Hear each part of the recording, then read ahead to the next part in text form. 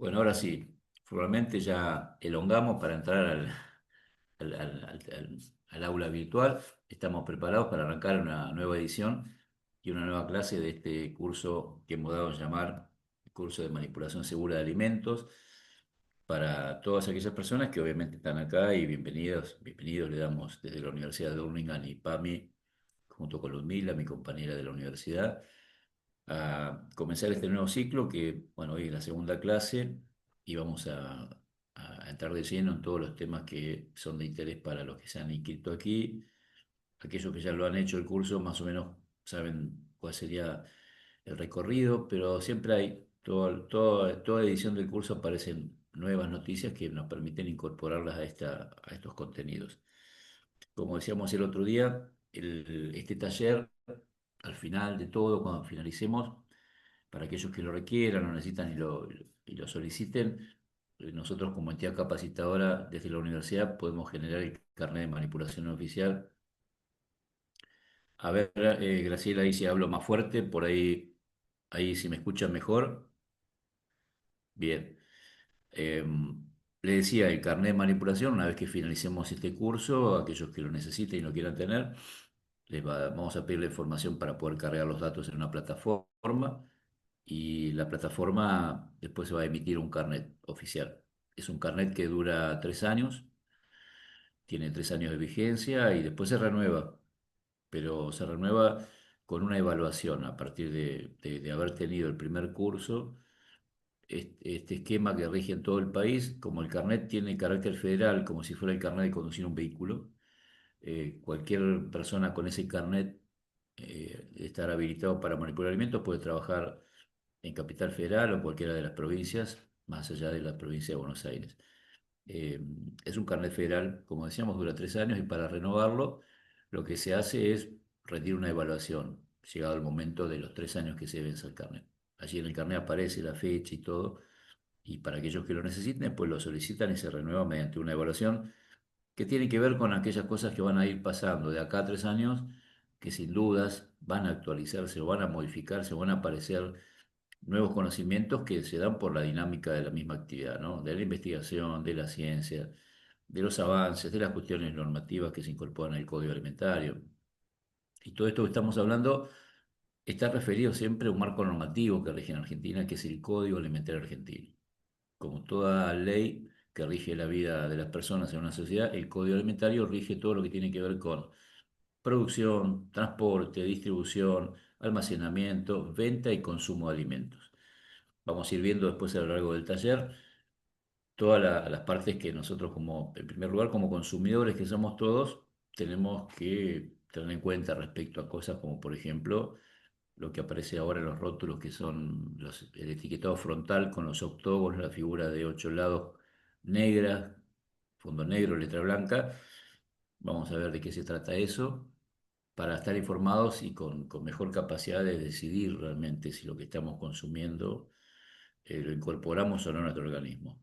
Es lo que se denomina eh, una identificación a grandes rasgos con visibilidad más amplia de la decisión de elegir algo por sobre esa letra chiquitita que tienen los rotulados nutricionales, que por ahí lo leemos, pero esa lectura, por más que la leamos, si bien cumple con el código, pero habla en porcentuales, en miligramos de determinados microelementos o macroelementos que no siempre sabemos si realmente lo que incorporamos es saludable para nuestro organismo. Acá el octógono lo que hace es las veces de un semáforo que va alertando sobre cosas que después decidiremos si lo incorporamos o no.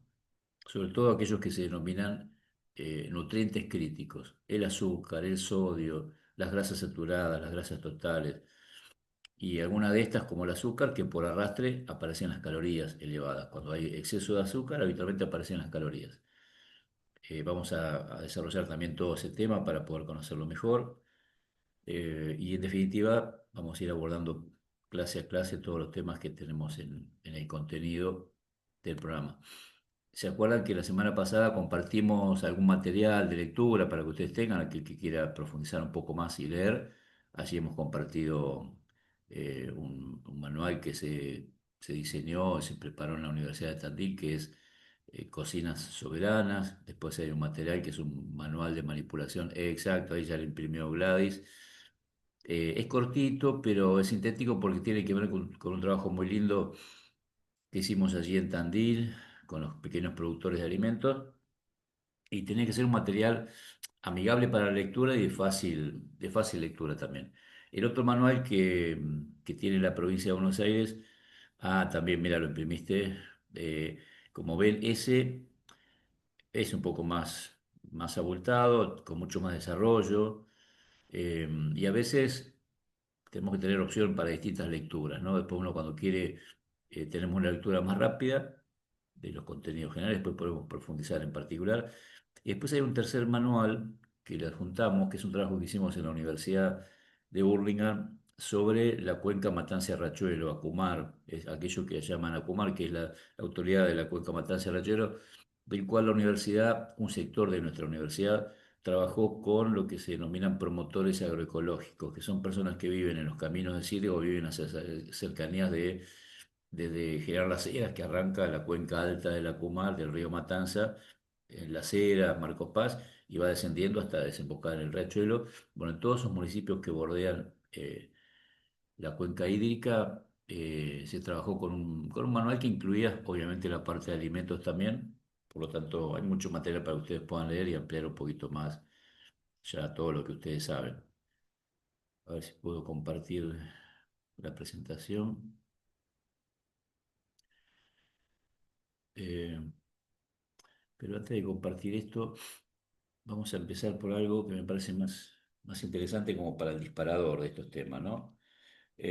Vamos a hablar de alimentos, vamos a hablar de las condiciones de un alimento para ser consumido. Eh, Vamos a tratar de imaginar, y les propongo a ver si podemos imaginar y qué piensan ustedes, porque estamos justo en una época del año, cambio de estación, viene la primavera, después el verano, y en este momento del año hay muchas empresas que promueven un producto nuevo, distinto al que hasta ahora tenían, porque hay una temporada nueva de consumo que requiere un alimento diferente para determinados sectores de la población que busca algo distinto y algo nuevo. Y ustedes habrán visto también en las publicidades o las góndolas que hay alimentos que aparecen que son nuevos a la vista, aunque tengan ingredientes que ya existen, pero son nuevos como alimentos para el consumidor. Y ese alimento nuevo, hay un inicio de cómo se lanza un alimento nuevo al mercado, en principio con una preparación de ese alimento en función de algún estudio quizá de los consumidores, alguna demanda, alguna encuesta, algún relevamiento. A veces hay modas por las cuales hay alimentos que se ponen de moda, después pasa la moda y el alimento queda en el olvido. Pero hay sectores de la población que demandan a un tipo en particular de producto y las empresas obviamente están ahí al tanto de qué busca cada sector de la comunidad.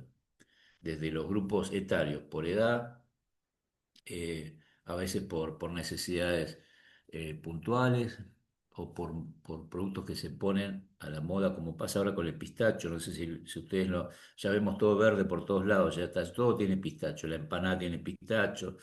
Lo que antes era una cosa pequeña, ahora pistacho hasta abajo de la almohada hay.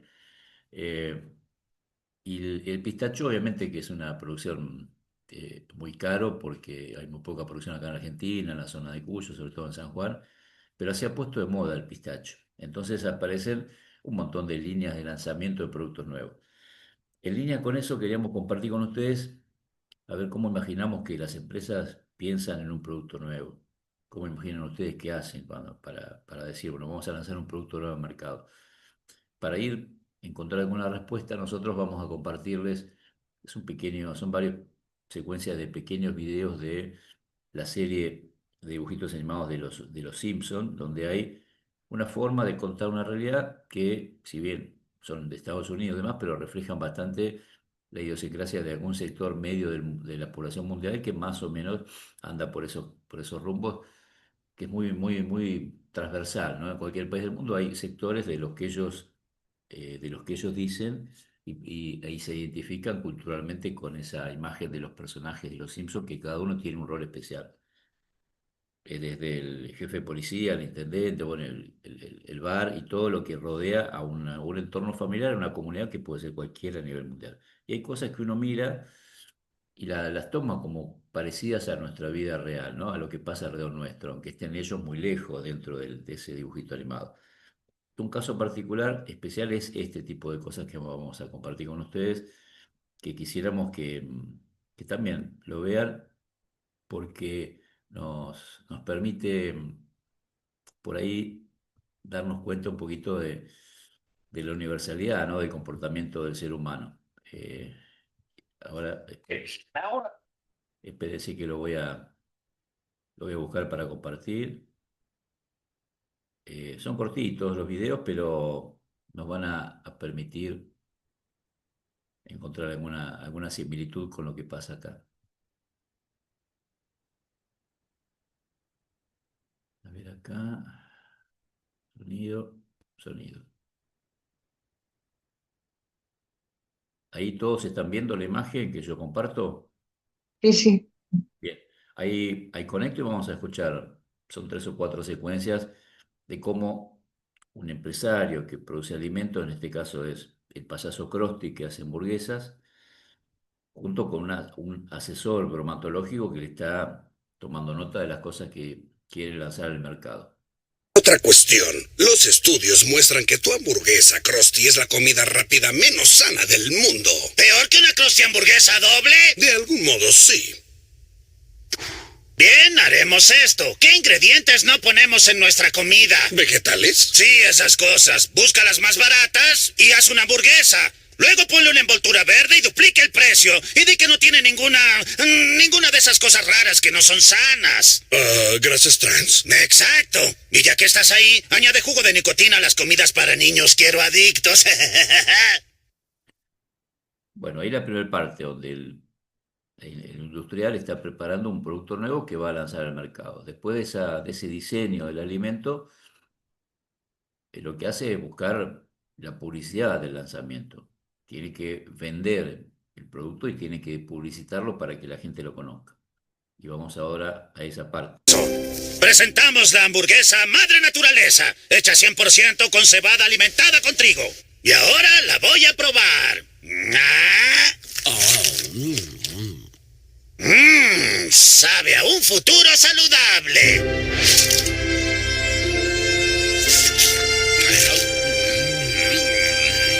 ¡Iremos a hamburguesas Krusty!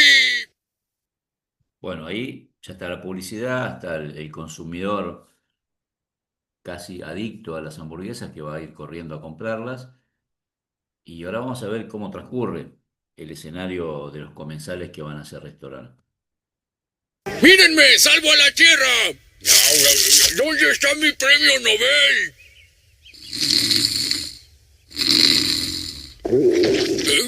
¿Qué pasa, amigo? ¿No puedes dormir? Ay, ¿un poco de cerveza te ayudaría?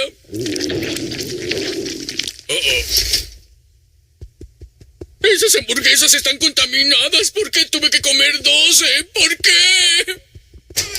¡Ocupado! ¡Ocupado! ¡Vomitando!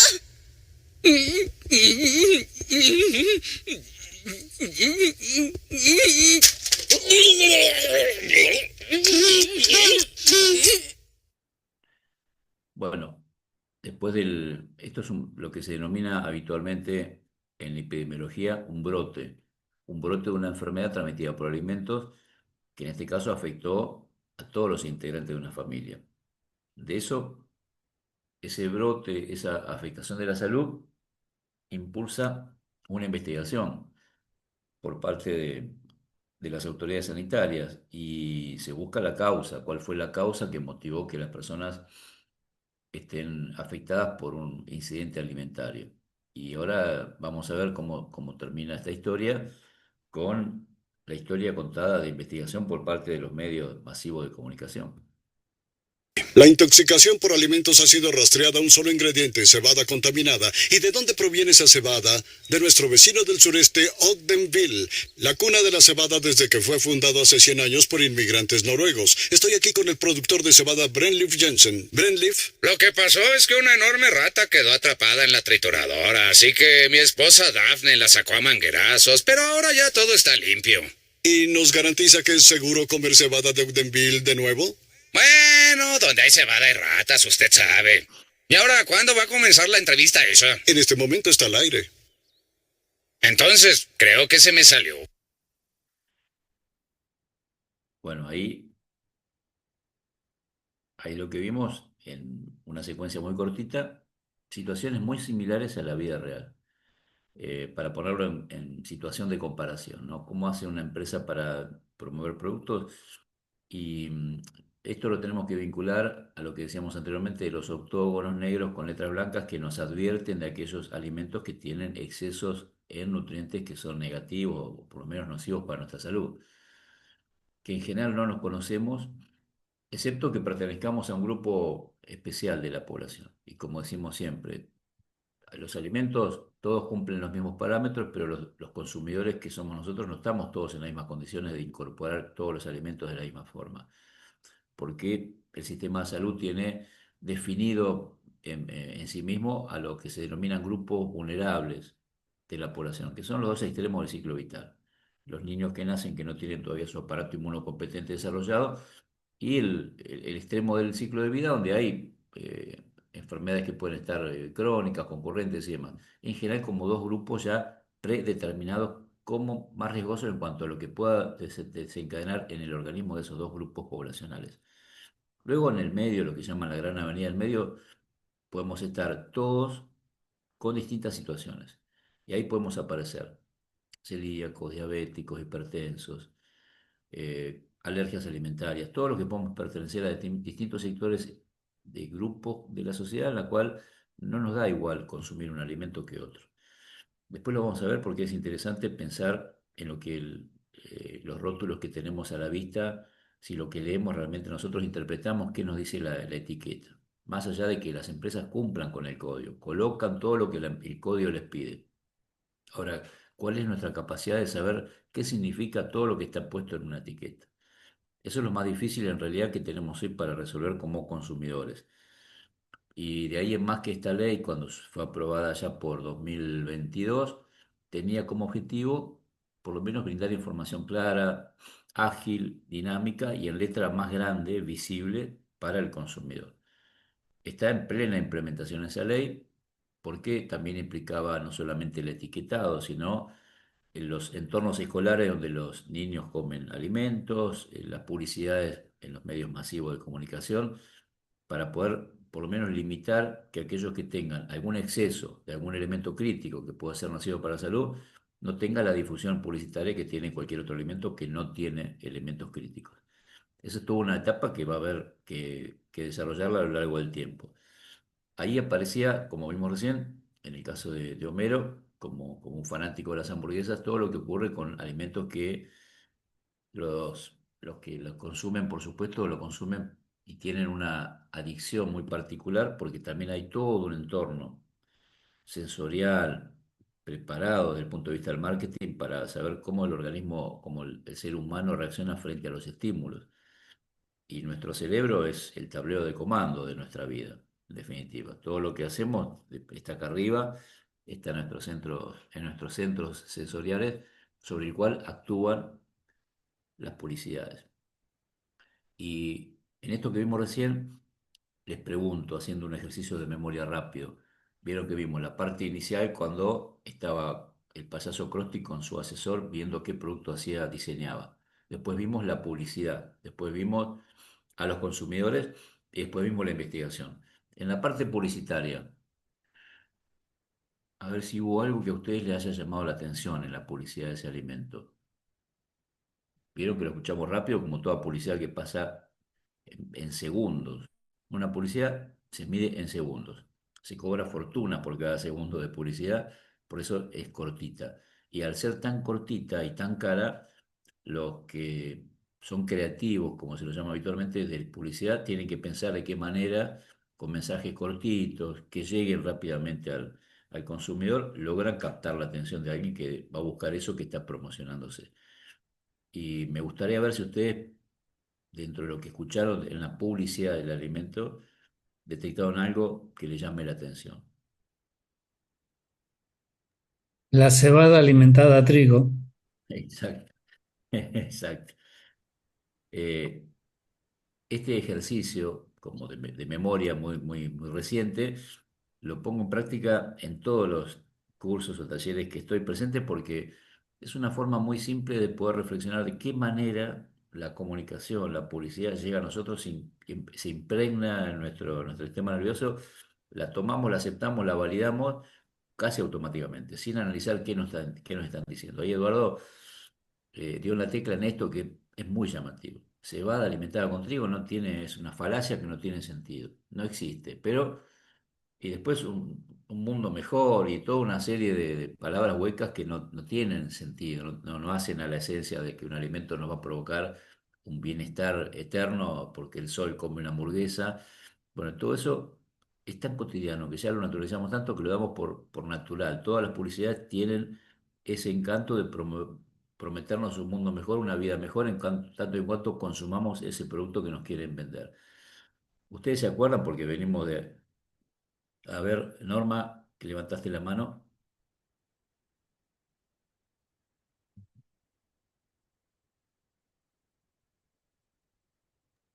Tiene que activar el micrófono. Sí, ahí no Ah, te perdón, escucho. perdón. Sí, gracias. Disculpe. Bueno, yo trabajé 12 años en un laboratorio medicinal. Me hace acordar todo esto a la Serenísima, hablando, ¿no? Con el nombre y todo. Porque resulta que en un tiempo, ustedes, los que somos más grandes, recordarán que había precios fijos y uniformes en todo el país. Entonces, yo estaba presente en las reuniones de los visitadores y de los médicos del laboratorio, estaba en la sesión Relaciones Profesionales. Bueno, y bueno, y ahí decían, bueno, ¿cómo, si no vamos a poder aumentar? ¿Cómo hacemos? Dice. Y bueno, mira, dice, ya sabemos que agregándole algo, todo igual, pero haciéndole un pequeño detalle de algo en el remedio, este, no había problema, se podía aumentar. Y bueno, a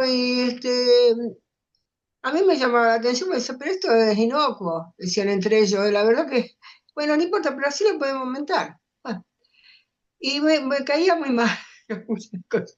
Y, y bueno, y la Serenísima continuamente saca y saca el pulpo, para mí es un pulpo la Serenísima, y saca cualquier cosita agregada, y aumenta las cosas tremendamente. Eso es lo que me hizo sobre todo recordar que las artimañas que a veces por más que uno cree que, está todo bien, la mente de ellos siempre busca cómo poder sacar provecho, ¿no? Monetariamente, que eso es Claro. lo más Sí, triste. incrementar las ventas, por supuesto, son empresas que trabajan de lo que venden y quieren ganar el dinero que corresponde de acuerdo a lo que hacen. Y mientras toda esa información que ellos manejan, que nosotros como consumidores no sepamos, bien decías recién, Lizzy, hay placebos que se agregan que no hacen ni chicha ni limonada, no hacen nada, ni bien ni mal, son placebos y se agregan y pasan ahí como un elemento más. ¿Qué significa un agregado de algo que, desde el punto de vista tecnológico, científico, tiene un costo agregado que aumenta el valor del producto? De eso trata un poco, no para demonizar a las empresas ni a las publicidades, pero sí para poder nosotros comprender como consumidores qué nos están queriendo decir. Es un mundo muy abismal la diferencia entre lo que nosotros podemos captar de lo que nos dicen, algo que no sabemos. Creo que pasa en todos los rubros, ¿no? En general uno ve las publicidades y me acordaba de publicidades viejas donde antiguamente, como hoy decíamos que antes se elegía la reina de alguna fiesta, también el cigarro, ¿se acuerdan? Era un estatus social, el que fumaba, me acuerdo el famoso de Camel, uno de rulitos que andaba por la selva ahí y que tenía una facha bárbara, era un la atracción de él era el fumar, no era él como sujeto, sino que el cigarro le daba un estatus. Y así pasaba con vida, lo mismo. Por eso las bebidas, tanto las drogas sociales aceptadas como la nicotina a través del tabaco o las bebidas que se ingieren, han logrado estar validadas por los gobiernos a través del Estado, ¿no?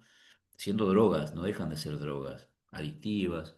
eh, y a eso vamos a agregarle algo muy interesante que lo comparto como parte de la historia de la alimentación, sobre algunas patologías de origen alimentario que a lo mejor ustedes, y si les pregunto, no sé si van a encontrar alguna referencia inmediata. Si yo les digo ahora, botulismo, ¿se acuerdan de algún caso de botulismo reciente que hayan escuchado, que se hayan enfermado o muerto personas? Porque el botulismo, como es una bacteria que está en la tierra, alrededor nuestro, y tiene una toxina muy potente, es una toxina que es neurotóxica. Va automáticamente cuando uno incorpora un alimento, la toxina botulínica llega rápidamente al cerebro y provoca la muerte en muy poquitas horas.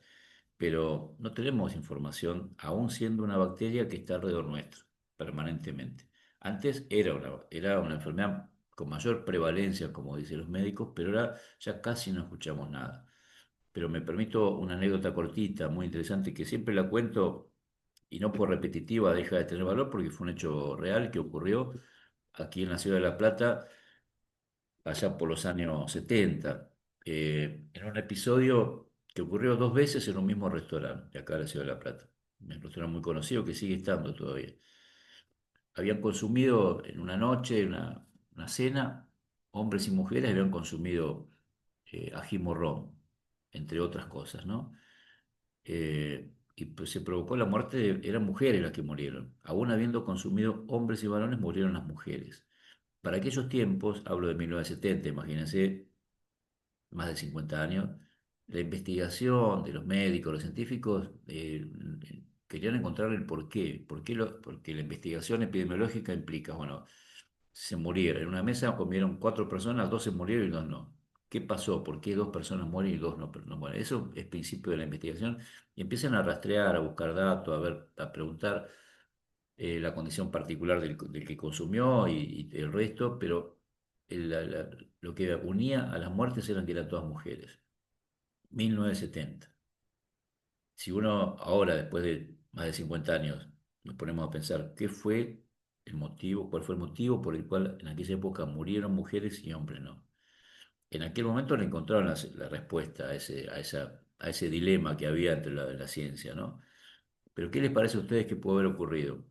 Referido a aquella época, en 1970, comieron lo mismo, pero murieron mujeres y hombres no.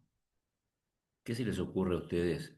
Lo que ocurre, lo que se les ocurra como idea, la primera intención es válida, porque uno dice, bueno, ¿qué pasó? ¿Por qué? Eh, a ver si se animan a contar o imaginar, ¿no? A tirar alguna respuesta que les parezca a ustedes. No me sale. ¿Tiene algo que ver con la bebida que ingirieron? Exacto. Y ahí aparece el alcohol como un inactivante de la toxina botulínica. Y Mira. se acuerdan que aquella época, digo, se acuerdan, y me animo a decirles, se acuerdan, porque yo tengo 65 y estamos todos más o menos en la misma línea etaria, ¿no? Venimos todos de aquella época. El hombre consumía alcohol, pero la mujer en general no consumía alcohol. Digo en general, no había un consumo de alcohol como hay ahora. Ahora nos pasamos de rosca y nos matamos en la ruta, en la calle por el exceso de alcohol. Hay alcoholemia, a ver qué tomamos. Hemos pasado casi como vertiginosamente de un punto a otro, de un extremo al otro.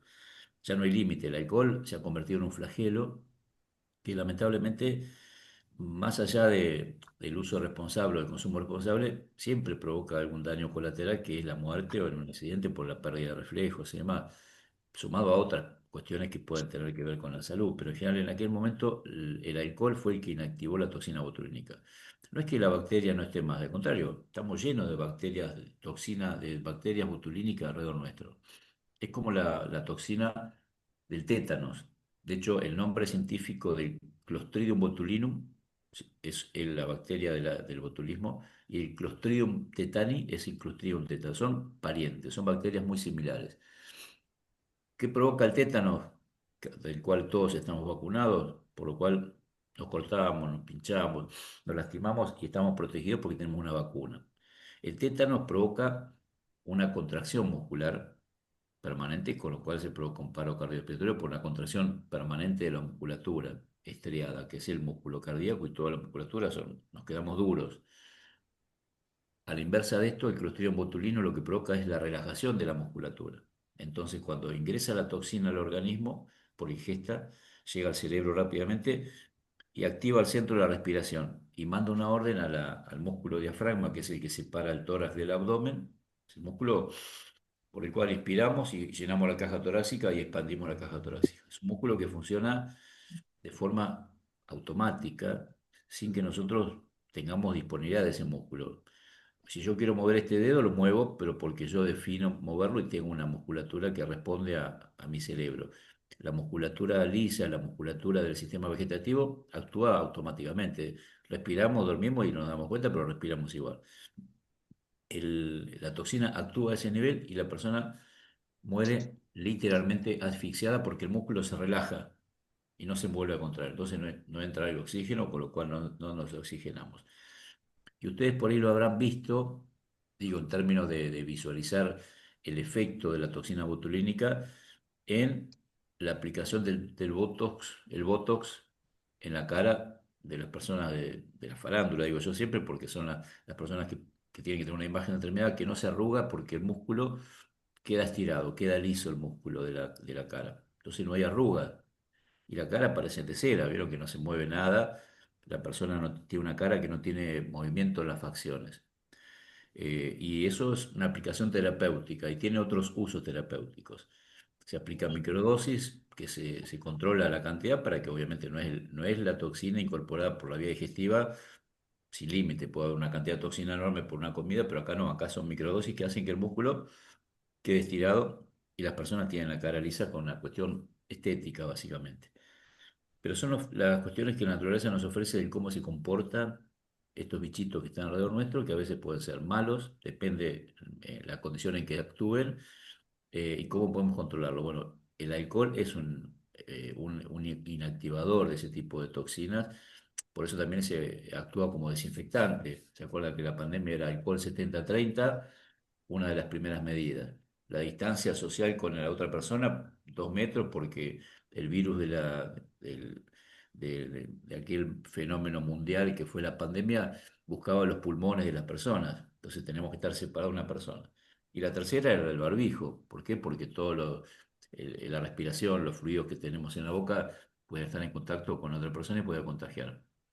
Es un mundo en sí mismo el de la microbiología, pero a modo de reflejar en qué pasa con los alimentos, no tenemos botulismo porque en realidad hay factores naturales que lo inactivan. Y los casos son extremos porque evidentemente hubo una mala práctica en la manipulación de alimentos que hizo que ese alimento esté contaminado.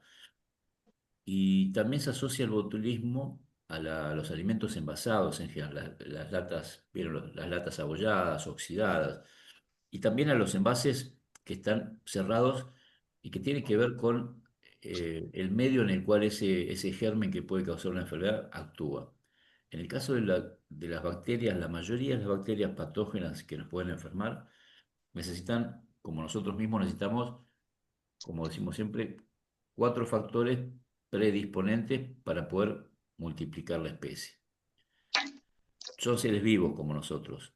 Necesitan alimento, necesitan agua, necesitan temperatura para poder multiplicarse y necesitan tiempo. Nosotros, el ser humano, un hombre y una mujer, y a los 9 meses hay una criatura, y hay un ciclo mucho más prolongado en el tiempo de que la población aumente. Una bacteria patógena, cada 20 minutos de una sola bacteria se divide 2, 4, 8, 16, 32, 64 de forma exponencial por un proceso de fisión binaria, un proceso reproductivo muy particular de ese tipo de bichitos que son microscópicos. Conociendo el comportamiento de estos que son potencialmente nuestros enemigos, sabremos cómo controlarlos. Que de eso trata un poco la temática de este curso. Cómo podemos nosotros visualizar escenarios de riesgo potenciales donde puede haber contaminación que puede desencadenar un proceso de enfermedad de alimentos a partir del consumo de alimentos que están contaminados.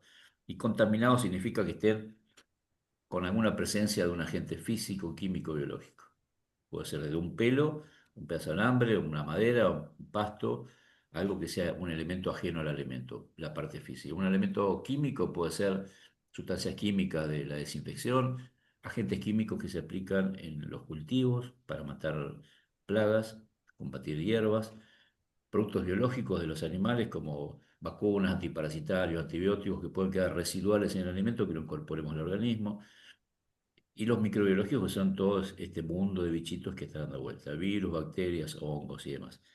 Esta es un poco la síntesis de este taller, pero es un mundo que nos rodea, no podemos eliminar a todo lo que nos rodea. Tenemos que ver de qué manera logramos, manipulando alimentos, que esto que nos rodea no esté adentro del alimento o no esté desarrollándose en el alimento. Nosotros mismos, así como nos vemos, salimos de la ducha, de habernos bañado, nuestra piel, las fosas nasales, la saliva, estamos viviendo en simbiosis con bacterias que están en nuestra piel, que de hecho la hemos visto alguna vez cuando nos hemos lastimado y se ha infectado alguna herida. Ustedes seguramente habrán visto que la infección, como toda infección, implica una inflamación, color rojo, la herida, y en algunos casos cuando se infecta la herida se forma un líquido amarillento que lo llamamos pus. Ese líquido purulento y tiene un color amarillo, color dorado. Es una acumulación en millones y millones de bacterias llamada Staphylococcus aureus, simplemente a modo de que asociemos por qué ese color amarillento. Porque hay una bacteria en nuestra piel que es una bacteria redondita al microscopio, por eso es estafilococo, es como un coco, que libera una sustancia y por eso se llama Staphylococcus aureus. Aureus de oro, deriva del oro. Entonces, hay una asociación por los efectos que causa vinculada al color que genera en la piel. En nuestra piel está impregnada, no lo vamos a poder eliminar, pues estamos aún saliendo de la ducha, decía. Por eso, en la microgota que sale en nuestra boca cuando hablamos, habitualmente manejamos alimentos por debajo de la boca y la nariz. En un escenario como el que viene ahora, primavera, verano, calor, las bacterias patógenas se multiplican a mayor cantidad a una temperatura promedio, en general, de 37 grados, que es la temperatura corporal. Es la temperatura ideal de reproducción microbiana, teniendo alimento, agua y tiempo para reproducir. Y aparecen otros factores. Aparece el oxígeno en la mayoría de las bacterias como un factor importante para que esos seres vivos puedan multiplicarse. Pero la diferencia es que en el caso del botulismo, justamente el escenario es al revés. Lo que no hace falta es oxígeno. Justamente es una bacteria que en los frascos, cuando los cerramos, y habitualmente hay una cobertura con aceite en las conservas vegetales, al haber aceite no hay agua. Al haber agua, ¿se acuerdan la fórmula H2O? No hay oxígeno. Y ese ambiente sin oxígeno es el ambiente, uno de los factores que la bacteria necesita para poder liberar la toxina. La bacteria la eliminamos con el calor, temperatura y demás, pero la toxina es termoestable, resiste temperaturas de cocción. O sea, ahí el comportamiento de ese agente químico que es la toxina no es un ser vivo la toxina, no, el fuego no mata todo, que sería uno de los temas que tendríamos que empezar a reconocer de la propia naturaleza. El fuego mata todo lo que tiene vida. La bacteria tiene vida, la toxina no, pues es un agente químico.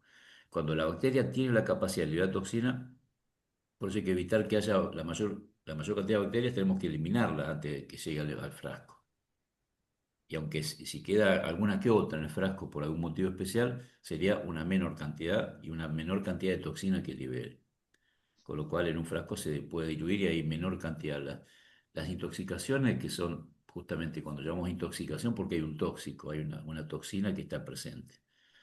Y cuando hay una infección es porque el microorganismo está presente también, además de la toxina. En el caso del botulismo, el ambiente sin oxígeno es un ambiente ideal para que, si está la bacteria dando vuelta, libere toxina. Ese es uno de los factores. Y el otro factor que favorece que libere la toxina es que sea un ambiente alcalino. Y ahí pasamos a trabajar con un ambiente favorable para que no haya bacterias, es un ambiente ácido. Por eso la mayoría de las conservas tienen un pH, lo que se denomina pH, que es una sustancia ácida. Para lo cual, habitualmente en los talleres que se dan para quienes están elaborando conservas vegetales, que venden en ferias y demás, acá por lo menos en La Plata, en la universidad, hacemos talleres enseñando a utilizar lo que se denomina medición de pH, la medición de la acidez o de alcalinidad. Hay aparatos que uno puede comprar un aparato que es un pHímetro, donde coloca una punta del pHímetro que tiene una sensibilidad de lectura y que nos indica en un display el nivel de pH que tiene. Es una escala que se mide entre 0 y 14. 0 es la sustancia ácida, bien ácida, el 14 es lo más alcalino que hay. En el medio está el pH 7, que es el agua, la leche, lo que nosotros consumimos sin detectar ni extrema acidez ni extrema alcalinidad. Cuando la sustancia es ácida, en un factor que va a menos de 4, la medición que hacemos con ese pHímetro o con una cinta de pH que son cintitas como las que se miden el pH de las piletas de natación para el que a lo mejor ha usado alguna vez, o como el EVA-test, que es una medida colorimétrica. Uno coloca el sensor, que es la puntita de esa cintita, y cambia de color. Al cambiar de color se coteja con la caja y la caja indica que el color rojo es el ácido, la sustancia más ácida. Entonces va midiendo la escala. Tiene que tener siempre menos de 4. Esas son las dos variables que podemos manejar. Y en realidad manejamos la única, que es la acidez, porque la falta de oxígeno no la manejamos porque va cubierto con aceite una conserva desde el punto de vista tecnológico. Entonces tenemos que enfocarnos a bajar la acidez de un producto. Y en la práctica, cuando hacemos, por ejemplo, lo más frecuente es la berenjena al escabeche, se termina de hacer la berenjena en una olla y medimos pH. Si tiene un pH 4,5, supongamos, lo que hacemos, acidificamos con vinagre. Acidificamos, revolvemos y volvemos a medir. Cuando vemos que baja, llega a 4 o menos de 4, es una sustancia segura, que no va a causar ningún problema, por lo menos de botulismo en ese sentido. Y además, como son productos que son muy artesanales, se consumen rápido.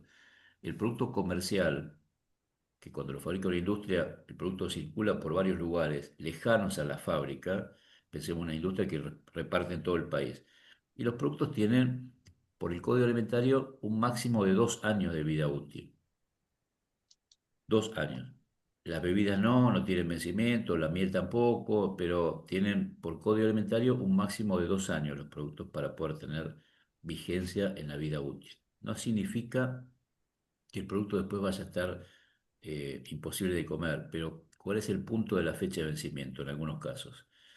Hay una división entre la responsabilidad del elaborador por un lado y el consumidor por otro.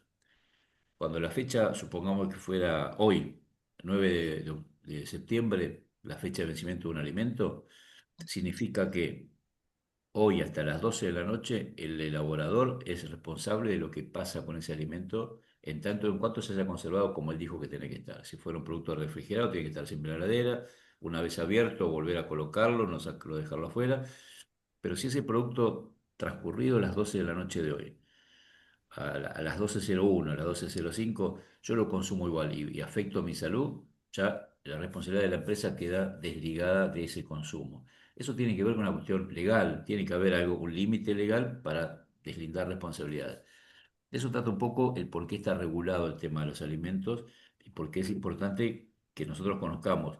Después, bueno, tenemos como consumidores ejercer el derecho a la defensa cuando hay algo que nos parece que no está bien. Y las empresas también han avanzado en eso cuando, no sé si lo han visto en algunos productos que ponen un 0800, que es un teléfono donde uno, frente a un producto que a lo mejor lo compró y en vez de tener, no sé, 10 galletitas tenía 9.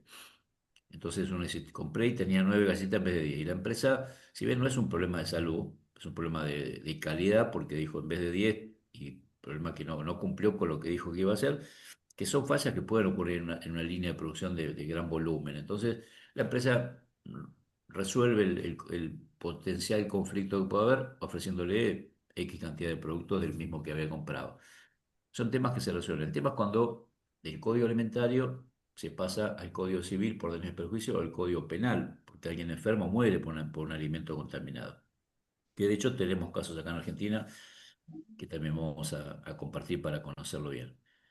Bueno, de esto un poco arrancamos con la idea de presentar el video de los Simpsons porque tiene que ver con un poco la historia de los alimentos que nosotros Vemos a través de las publicidades por un lado y, y el mundo ha cambiado a punto tal que la población se ha urbanizado muchísimo, la gente que antes vivía en el campo ya no vive más porque no, se migró a las ciudades por distintos motivos y cada vez el ámbito productivo se reduce en cuanto a las personas que están ubicadas en el medio, literalmente en el campo, como decimos habitualmente, y nosotros perdemos de vista un poco el tema de los alimentos naturales porque no tenemos chance de comer todo natural, recién cosechado, recién producido. Vamos a consumir alimentos que están procesados por un lado o ultra procesados por otro. Cuando hablamos de ultraprocesados, después lo vamos a ver bien en detalle, cuando tienen 5 ingredientes o más. Cuando uno ve que hay un montón de ingredientes en la lista de ingredientes y ya el alimento que dice ser natural, tenemos que visualizar que hay algo que no funciona bien ahí porque es un alimento natural. El alimento natural tiene lo que llamamos macronutrientes, que son los tres elementos que todos conocemos: proteína, hidratos de carbono y glúcidos, y lípidos, perdón, las grasas. Grasas, azúcares y proteínas. La proteína nos da la estructura de soporte de nuestro cuerpo, hueso, músculo, estructura de soporte mecánico o material. El- las grasas acumulan energía y en procesos de, a lo mejor, de ayuno, nosotros cuando no comemos por determinados periodos de tiempo, las mismas grasas se liberan y se convierten en azúcares que permiten tener energía, que es lo que moviliza el cuerpo humano. Todo el mecanismo está preparado armoniosamente y magistralmente, digo yo, por la mano de alguien que no sabemos quién, depende de cómo lo miremos esto desde el punto de vista filosófico, religioso, como quisiéramos verlo, pero sigue siendo todavía un tema a descubrir, ¿no? El cuerpo humano es maravilloso en ese sentido, como lo es toda la naturaleza que está en un constante equilibrio o desequilibrio, depende de lo que metamos como humano nosotros. En este sentido, esos macronutrientes están siempre. Después están los micronutrientes, que son sobre todo vitaminas, minerales, enzimas, que son las que rápidamente desaparecen cuando sometemos a cocción los alimentos. El calor son sustancias llamadas lábiles, se destruyen fácilmente y se pierden. Por eso, una cosa es que uno diga, bueno, compro esto, no importa cómo está, total, lo hiervo y se acabó la historia. Pero al hervirlo también estoy quitándole atributos nutritivos. Todo es un equilibrio, hay que buscar un equilibrio de la mejor manera para que lo que consumamos lo podamos disfrutar. De todas maneras, insisto, los alimentos ultraprocesados son alimentos que han ido perdiendo de a poco la calidad natural de ese alimento que en origen desea ser. Después lo vamos a ver en detalle cuando hablemos de la parte más de nutrición. Eh, a ver, Horacio, ¿cómo estás? ¿Levantaste la mano? ¿Querías comentar algo? Sí, hola, ¿qué tal? Dos cositas nomás. Sobre los videitos que vimos, un detalle que también observé era el tema de lo verde, ¿no? De ponerle, digamos, embalaje verde a algo o, digamos, darle con esa, digamos, con digamos, lo que es la vista externa, la condición de saludable, ¿no? Por eso hay, digamos, comidas que supuestamente son, que no engordan, que son verdes, no sé. Y por otro lado, que habías dicho el pH, me acordé de la 7-Up, pero no me acuerdo qué era, de 7 arriba, ¿no? Obviamente es la traducción. Pero si Exacto. era alcalina, si es ácida, me parece que es alcalina porque teóricamente te la dan cuando estás medio mal del estómago y te dicen, bueno, toma 7-Up, digamos. Antiguamente decían, por lo menos, como una bebida, este, digamos, no tóxica para alguien que está mal del estómago. Pero bueno, esas dos cositas nomás te quería comentar. Bueno, gracias por tu aporte porque me diste pie a comentarles algo de la experiencia que hacemos con estos talleres. Cuando trabajamos es un laboratorio que tiene una nafe para cocinar y hacemos estas conservas, pero aprovechamos también a indagar todas estas cosas que vemos en los productos comerciales. Entonces, cuando medimos pH, son cajitas que vienen 200, son como ¿se acuerdan de esos fósforos que venían como de madera y rojos en la punta, que venían en una cosita que se doblaba así, unos fósforos que uno eran como de cartón duro? Esto es parecido. Nosotros lo que hacemos por una cuestión de economía franciscana, lo cortamos al medio porque en definitiva lo que vale es la puntita y con colocar la punta que cambie de color alcanza. Entonces, son 200 cintas de medir pH y las cortamos al medio, nos quedan para 200 determinaciones. están bastante saladas ahora, por eso pero el objetivo de la medición lo logramos. ¿Por qué? Porque cambia de color la punta y nos permite saber en qué nivel de pH está, por un lado. Eh, y esa medición de pH nos orienta a saber esto que vemos con lo cotidiano. ¿Cuál es el pH del agua? ¿Cuál es el pH de las gaseosas? Y tratamos de poder mostrarles, medir las gaseosas que ellos que a veces se consumen, ¿no? Entonces siempre hay alguna Coca-Cola y una 7-Up. Medimos el agua, medimos la leche, tratamos de medir todo, además de la conserva en particular. Bueno, la novedad, al ser 7-Up, es 7 arriba.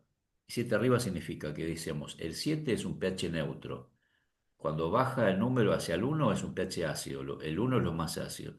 Y hacia arriba, ascendente hacia el 14 es alcalino. Entonces, en teoría, como bien decías vos, está previsto que la 7-Up sea una sustancia alcalina que neutralice la acidez estomacal. Cuando medimos el 7-Up, el pH era 3 ácido, hiperácido.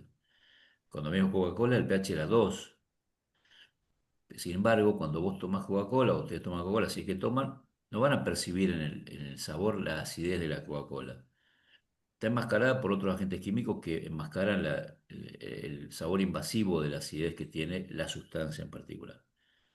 Entonces, hay aditivos químicos o sustancias llamadas aditivos que el código admite, permite, que tienen distintas funcionalidades. Lo que llamamos, por ejemplo, conservantes, espesantes, edulcorantes, colorantes, todo lo que termina en ante que agrega al alimento son aditivos alimentarios autorizados por el código. Cuando uno ve la lista positiva, que es la lista que se permite, indica cantidad suficiente para cumplir un objetivo tecnológico. Y eso realmente nosotros perdemos de vista como consumidores porque no sabemos. Y en mi experiencia, trabajando en industria, a veces la medición que hace el que está en la fase bien operativa en la práctica, el que le tiene que agregar la porción justa de aditivos, si no usa una medición adecuada, que puede ser una cucharita de café, una cuchara o medidores que tienen rasurados para que sean completamente lo que dicen que tiene que tener, a veces la forma de medir la cantidad es la mano del operario. Hay operarios que tienen la mano como un elefante y otros que tienen la mano chiquita. Entonces, también caemos en esa cultura de la practicidad porque nos perdimos la cuchara para medir, pero y agarramos con la mano y le metemos. Es muy frecuente ese uso práctico de resolver los temas prácticamente, pero que obviamente quizá no hay un impacto inmediato o agudo en el consumo. No lo percibimos. Por eso, como son incorporaciones de forma crónica, continua, permanente a través del tiempo, en algún lugar de nuestro cuerpo terminan finalizando su vida y quedan acumulados, que principalmente es el hígado. El hígado es como el filtro de nafta del auto, acumula todo, todo pasa por el hígado. Y todo queda retenido en el hígado. Cuando es una cuestión aguda, es otro órgano que impacta rápidamente en menor tiempo, pero con la cronicidad da lugar a que permanezca incorporado a nuestro organismo. Las famosas sales nitro, los nitritos, los nitratos, que tienen una funcionalidad específica, pero que no son todas para usar en cualquier lado y en cualquier momento. El famoso sulfito, que se usa como es una sal reductora, y los sulfitos puede estar en el vino, que a veces hay vinos que dicen contienen sulfitos, porque son reductores microbianos. Entonces impide que haya fermentación y elimina o neutraliza aquellos microorganismos que pueden estar presentes. Pero también tiene una cantidad dosificada de presencia del sulfito. Cuando se excede aparece el sulfito como un agente negativo que intoxica al organismo. En las carnes está prohibido el sulfito para poder devolverle el color natural a la carne. El bromato de potasio en el pan es una sal también, el bromato. Y sin embargo, el bromato de potasio en las panaderías todavía se sigue usando, lo que llaman en la jerga panadería, le llaman el piche, la pichicata, pensando que primero las mejores harinas se exportan, entonces nos quedan a nosotros acá para el consumo interno las harinas de peor calidad. Y para tener una levadura que eleve el pan y que tenga cierta palatabilidad, le agregan el bromato de potasio que le da alguna característica de palatabilidad más agradable, porque las harinas son de mala calidad. No es un mejorador, no podría utilizarse porque es tóxico, es una sal tóxica, muy parecida a la sal de mesa, no nos damos cuenta una y otra. Son factores que la industria lo tiene incorporado porque resuelve temas de estas características. Mercadería o materias primas de mala calidad que se solapan, se enmascaran con productos que son químicamente resuelven el tema de enmascarar algo. Las carnes que tienen mucho tiempo en cámara se ponen negras y si bien no están inhabilitadas para el consumo, pero la característica de estar negra a la vista del consumidor no la va a comprar. Uno ve carne negra y no la compra. Y se resuelve con mezclarla sobre todo lo que son empanadas, carne picada, me refiero, ¿qué pasa con esa carne? ¿Va a carne picada o va a embutido? Entonces, cuando vemos hamburguesas preparadas en la carnicería, vieron que a veces están siempre muy condimentadas, con ajo, perejil o algo, porque enmascara el sabor que puede llegar a tener la carne, a la cual en general también en las carnicerías es muy habitual, si bien no se ejercen controles, pero se deberían hacer, de controlar el uso de sulfito. Carnes que no aparecen en color marrón porque mantienen un color rojo continuo cuando hay mucho sulfito. Y uno se da cuenta a veces también en las carnes que son rebozadas, como las milanesas, las supremas, que son carnes que realmente están de descarte y se usan para algo que vos no lo ves a simple vista. Son malas prácticas, como se les llama habitualmente, que en contextos de determinados sectores de la economía que acceden a poder comprar eso y no pueden comprar otra cosa y lo compran y tiene un valor accesible para determinado grupo poblacional. Como no son cuestiones agudas que impacten rápidamente, pasa desapercibido dentro del motor. Pero no deja de ser una malnutrición de algo que no corresponde consumirlo en esa forma. Eh, Hoy uno lo ve habitualmente en las carnicerías, por ahí si ustedes utilizan y los que tienen alguna billetera digital como la cuenta de DNI, que a veces en determinados momentos del mes permite comprar y con un descuento o con una contribución o retribución del Banco Provincia de un valor, la gente se acumula en las carnicerías los días que hay cuenta de DNI. Después en la semana uno mira las carnicerías, están siempre muy vacías. En este momento me refiero a la coyuntura, al contexto, a la economía, a la disponibilidad de dinero. Esos factores que van a contribuir a que uno vaya a consumir algo es un producto fresco.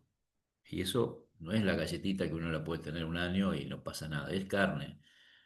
Y el que compra la carne, el sector de la carne en nuestro país sigue siendo de la época del virreinato. Y a veces cuando lo vemos, y siempre lo repetimos esto, ¿no? En términos sobre todo de quien trabaja en el sector cárnico. A mí me tocó trabajar en toda la cadena cárnica, de la vaca en el campo hasta la carnicería. Y hoy viendo, tengo una carnicería justo enfrente, salgo de mi casa, tengo una carnicería. Y veo todas las mañanas, 7 de la mañana, cuando llega el camión, siguen cargando medias reses que tienen 80, 90, 100, 120 kilos. Cuando son animales grandes, con grasa amarilla, uno ve que son vaca vieja, cargan 120 kilos en la espalda. En el país, todas las actividades económicas que se fueron regulando fueron bajando el peso que carga una persona que trabaja. ¿Se acuerdan que las bolsas en la parte de cosecha antes en el campo eran 50 kilos? Ahora son 25 kilos las bolsas y en algunos casos vienen 20 kilos. Pero la actividad de la carne sigue como en la época como hemos visto el famoso libro, ¿se acuerdan? De Esteban Echeverría, el matadero, el cautivo, el matadero que los hacían leer en el secundario. Bueno, y la época de Rosas, los saladeros.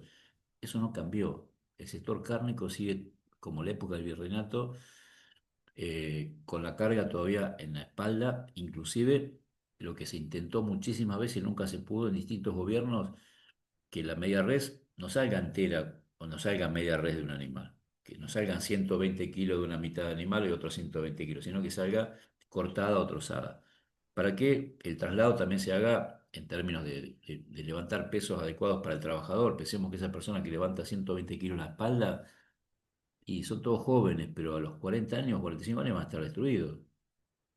Cámara de frío a menos 5 grados, menos 10 grados, y frío a la madrugada, arriba hace camión, arriba las cámaras, dentro de las cámaras.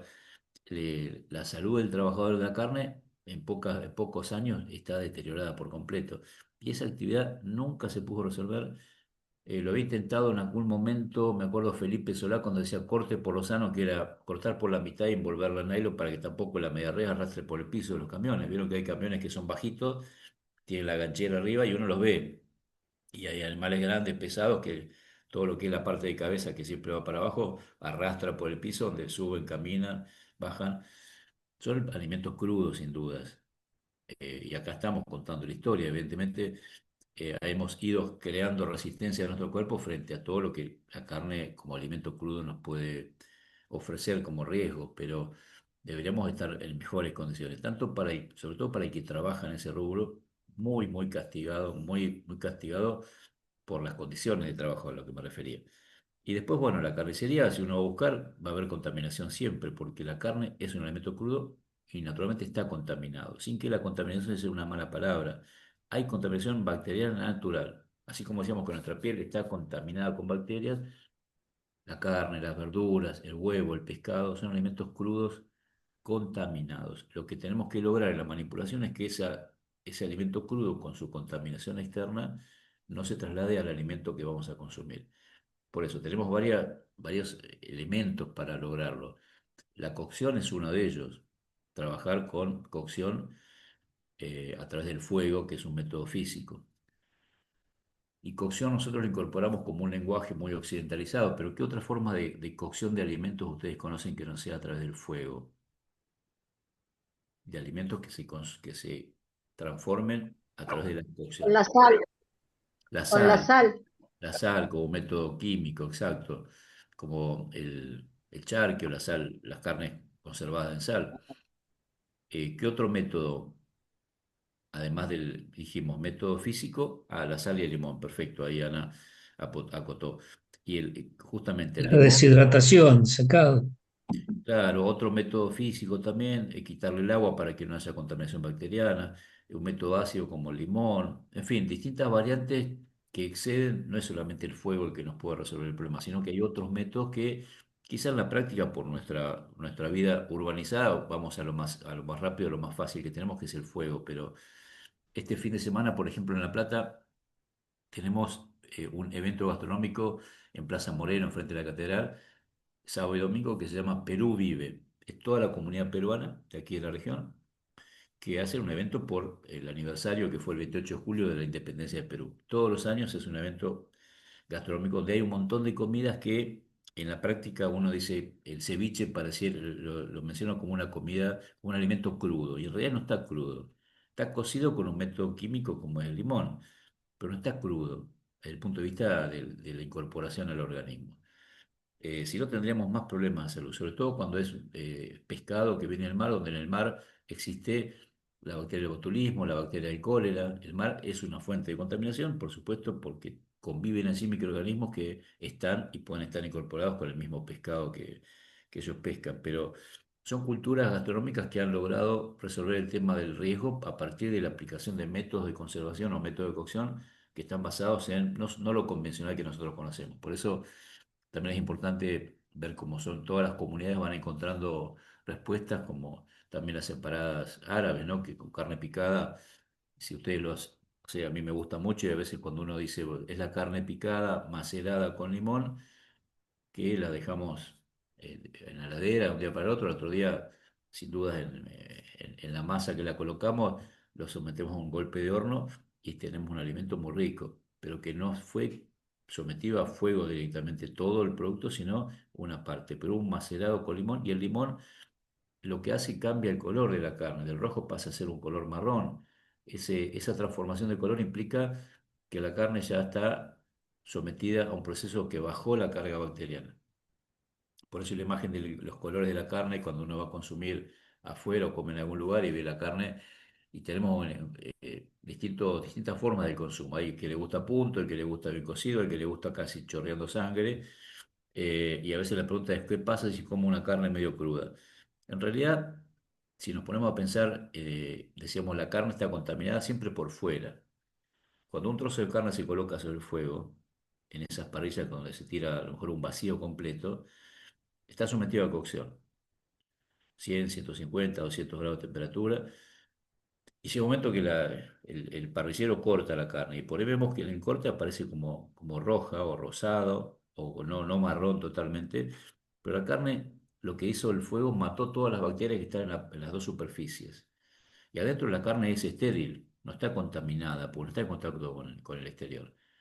Y al cortarlo ya estuvo sometido a cocción durante un largo rato. Por eso aunque esté color rojo, en definitiva, no es un problema grave que nos pueda afectar. El problema viene con la carne picada cuando se pica y lo que está afuera, siendo cruda la carne, toma contacto con lo que está adentro. Entonces, toda la carne de afuera que estaba contaminada contamina la carne que estaba estéril adentro. De ahí la importancia de la famosa cocción de hamburguesas por el tema del síndrome urémico allá hace tiempo, que hoy no es la única causa de riesgo para los niños menores de 5 años. ¿Por qué? Porque la bacteria está en nuestro intestino, puede estar tranquilamente la bacteria que provoca la enfermedad, sin darnos cuenta, sin tener patología evidente porque estamos sanos.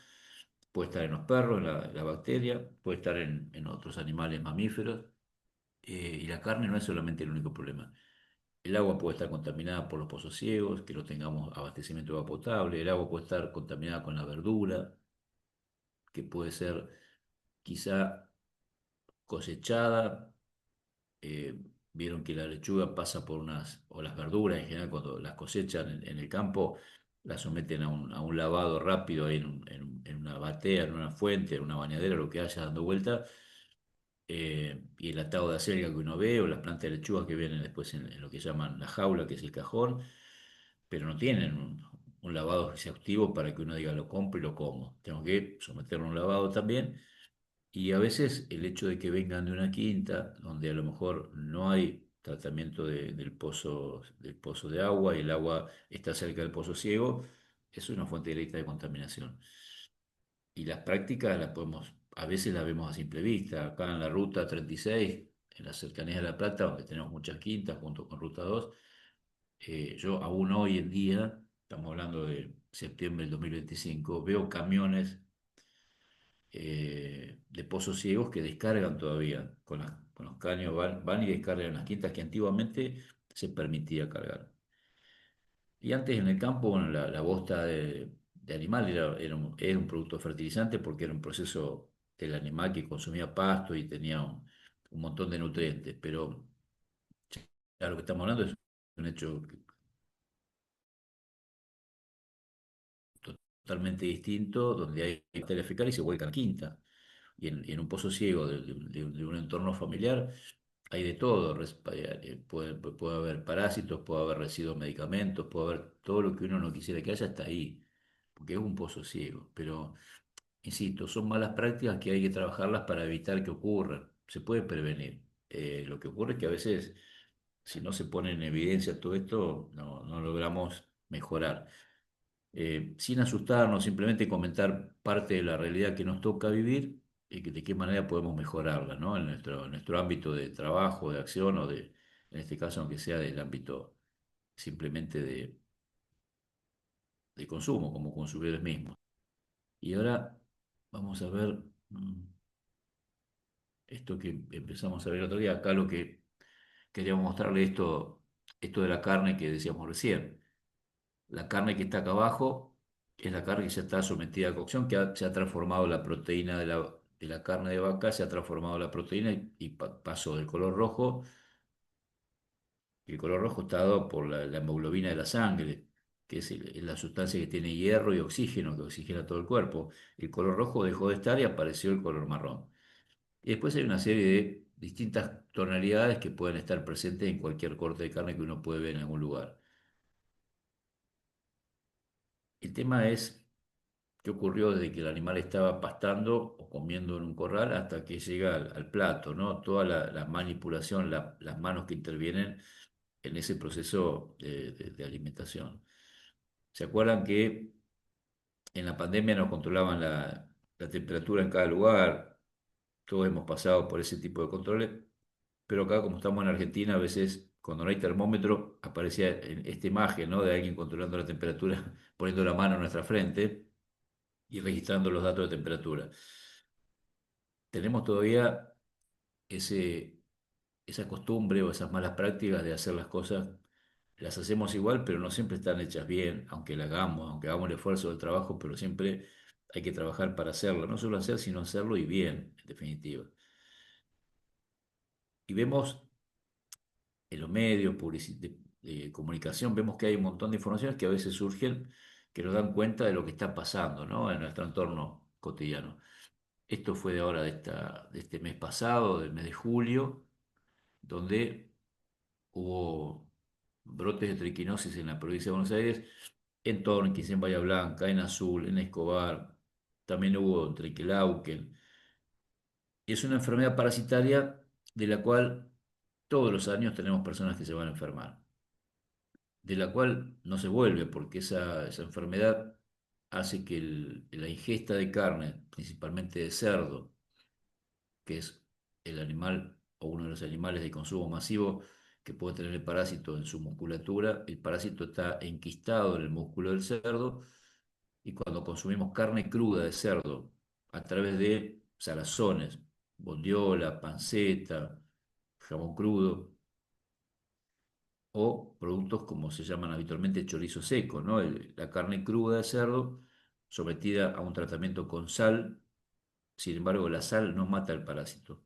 ¿Se acuerdan que recién decíamos que la sal es un antiséptico y se cura la carne como charque porque evita que haya bacterias? Acá el parásito en la sal en contacto con el parásito no lo elimina, con lo cual ese producto que está hecho con carne cruda de cerdo, embutida, que es muy tradicional, muy consumo, un consumo muy difundido en nuestro país, es el detonante para poder causar una enfermedad crónica e irreversible, porque una vez que el parásito ingresa al cuerpo humano, hay unos 15 días de tiempo para poder eliminarlo con un antiparasitario de amplio espectro, pero si no vamos al médico y lo dejamos pasar porque parece que tiene sintomatología, la enfermedad de la triquinosis tiene una sintomatología muy, muy similar al estado gripal. Dolor de cuerpo, conjuntivitis, edema de los ojos hinchados, un malestar general, pero hay personas que dicen, bueno, será como un estado gripal, históricamente ocurría en invierno, ahora ocurre todo el año, pero en general cuando se faenaban animales en el campo en invierno, se consumían estas carnes que pueden estar contaminadas. La única forma de saber si el animal está sano es después de haberlo faenado. Hay que hacer un análisis después de faenado, con lo cual antes de faenar no hay estudio posible para detectar si está enfermo. Y además el animal, el porcino, no manifiesta sintomatología clínica evidente al ojo del productor, el que lo cría. El animal come, camina, toma agua, está todo lo más bien, pero puede estar parasitado. Ese parásito, una vez que se incorpora al cuerpo humano, hay, como decía, un periodo de 15 días de la ingesta del alimento hasta que el parásito logra ir por torrente sanguíneo a instalarse en alguna parte del cuerpo de la persona que ha consumido la carne contaminada. Y el parásito lo que busca es enquistarse en el músculo. Y llegar a un músculo causa mucho dolor. Cuando el parásito va migrando por torrente sanguíneo, causa dolor en el cuerpo humano. Hasta que se instala, se encapsula, se envuelve en una cápsula a la cual no penetra ningún tipo de sustancia, con lo cual no podemos aplicarle nada después de haberse instalado el parásito en el cuerpo, porque la cápsula es como una cáscara. Lo envuelve, lo cuida, lo protege y el parásito queda a convivir con nosotros en nuestro cuerpo. Esto fue hace muy, muy poquito. Acá, este caso fue también este año, allá por el mes de abril o mayo, posiblemente lo hayan escuchado. Se dio, después de muchos años en Argentina, un caso de fiebre tifoidea. Acá en este caso por agua contaminada de los pozos de agua de Ciudadela, que es el partido bonaerense el 3 de febrero, donde hubo 10 personas que se afectaron por consumir agua contaminada con esta bacteria, porque evidentemente no habían clorinado o puesto cloro en el pozo para poder combatir las bacterias.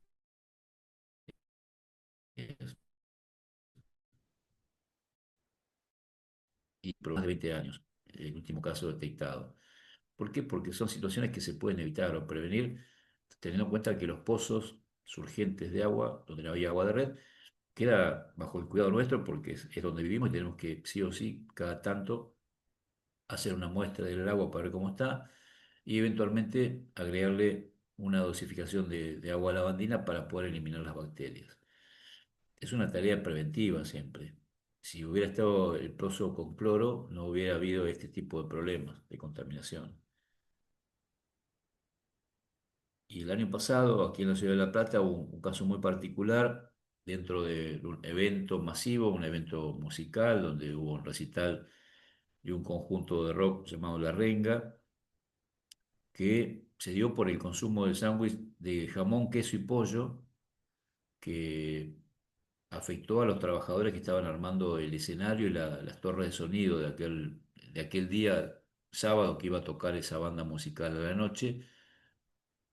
La empresa para la cual trabajaban estas personas contrató un servicio de catering que les llevó los sándwiches a las 7:30 de la mañana y los entregó a una persona de la misma empresa para que todos los trabajadores, que eran cerca de 50, después coman una vez que finalizaban las tareas de armado, que era seguramente después del mediodía, estimaban que iba a ser. Pero, ¿qué ocurrió ahí? La persona que recibe los sándwiches que venían refrigerados en un vehículo apropiado, en vez de ponerlos en la heladera, lo dejó arriba al césped de la cancha. Y de las 7:30 de la mañana a las 3 de la tarde, imagínense que todo el tiempo ese fue el tiempo ideal para que en alimentos que fueron manipulados, que además está alimentos cárnicos, alimentos lácteos, pollo, jamón, queso, eran alimentos llamados de alto riesgo porque son más propensos a desarrollar microorganismos. Y de ese caso puntual, a la noche, los trabajadores que habían consumido esos sándwiches, ya a la noche estaban internados todos ahí en el hospital de Bonet, aquí en la ciudad de La Plata, cerquita del Estadio Único, en una situación que se pudo haber evitado. ¿Por qué? Porque los sándwiches de esas características tienen que estar en la heladera hasta que se consuman. Y uno no puede confiar en que puede no hacer tanto calor, pero después vamos a ver en detalle que los microorganismos frente a temperaturas por debajo de 5 grados centígrados disminuye su reproducción. Entonces sabemos que el frío enlentece o disminuye la reproducción microbiana. Y ahí viene la capacidad del frío de no matarlos ni eliminarlos, porque no lo hace el frío, no los elimina, sino reduce la multiplicación microbiana. Al reducir la multiplicación, hay menor posibilidad de que la cantidad de bacterias aumente y eso hace que la persona no se enferme o por lo menos no tenga riesgo de enfermarse. Todo esto que mostramos tiene que ver con información que sale periódicamente en los medios masivos, por eso lo tomamos, lo compartimos, porque son cosas que todas de una forma u otra se pueden haber evitado. Eh, Enfermedades que son recurrentes, que todos los años se dan, y depende, por supuesto, de las personas que están manipulando alimentos. En los ámbitos educativos, por ejemplo, donde hay doble escolaridad, eh, con cierta frecuencia ocurren este tipo de episodios porque se elaboran alimentos para una población numerosa, los alimentos que se cocinan a veces no se sirven inmediatamente después de haber hecho porque el horario está unificado para que consuman o se sienten a comer al mediodía los estudiantes que tienen el ciclo eh, doble turno en el día, en un horario determinado, comen el alimento que a lo mejor fue preparado más temprano en la mañana, pero cuando se recalienta el alimento tiene que cumplir un parámetro térmico inapelable, que si no se hace las bacterias pueden haber multiplicado ahí. Y es una temperatura que supere los 70 grados. Recalentar a 70 grados de forma homogénea todo el alimento que se haya producido o cocinado anteriormente. ¿Por qué? Porque al disminuir las temperaturas después de la cocción, las bacterias que han sobrevivido más las que están en el ambiente, pueden haber causado una multiplicación. Y habitualmente esos cuadros son muy característicos de los ámbitos educativos. Acá vemos otra imagen, a ver que la vamos a poner en mayor visibilidad para que ustedes la puedan tener más grande la foto y pensemos, esta es una imagen de un lugar de producción de alimentos, ¿verdad?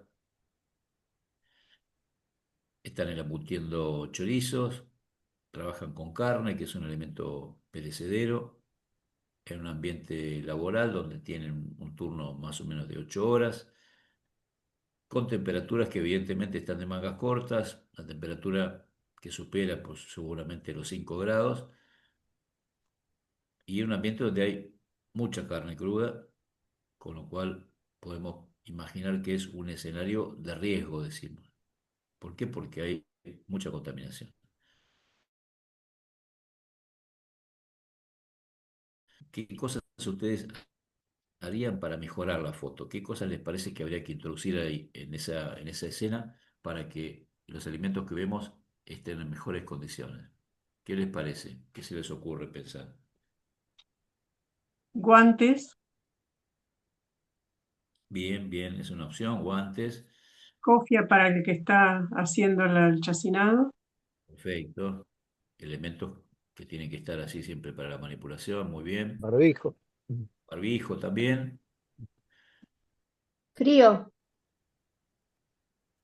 Sí, evidentemente el frío ahí no hay. Está en mangas cortas, como decíamos, puede ser un ambiente más refrigerado, está bien.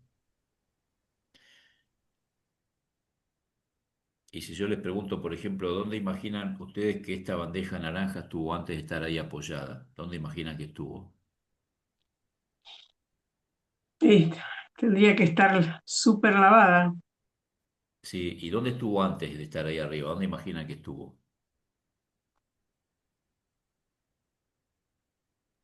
Mm, Quizá en el piso. Exacto, No, estuvo en el piso. Porque no.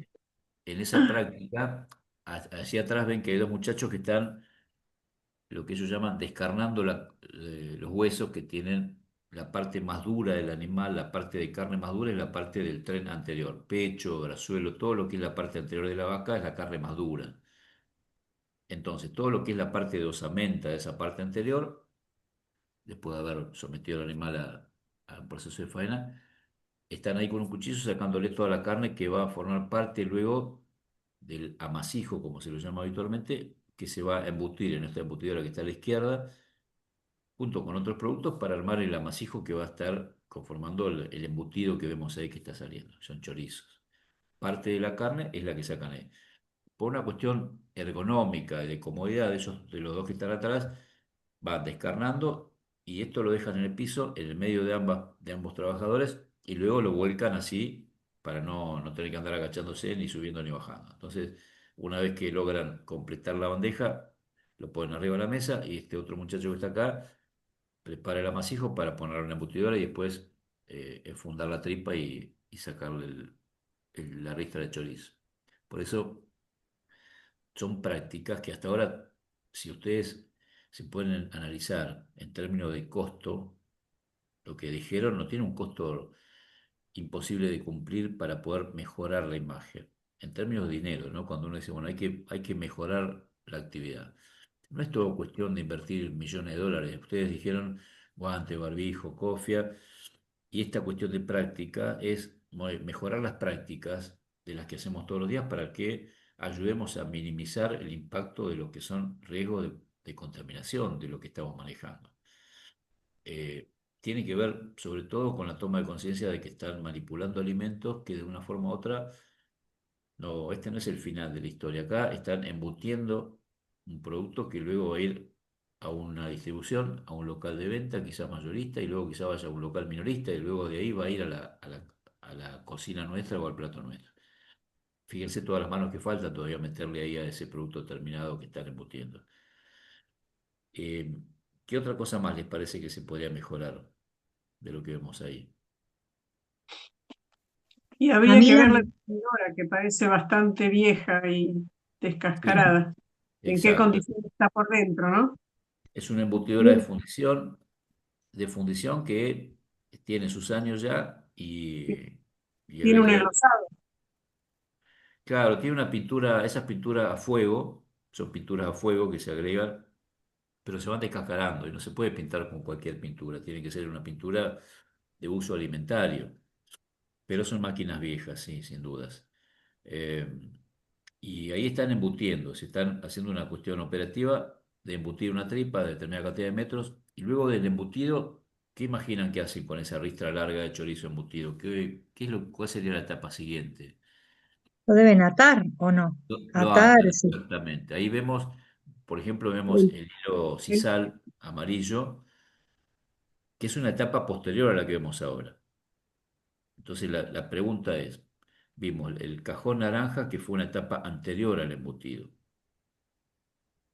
que fue la de preparación del amasijo para meterlo dentro de la embutidora.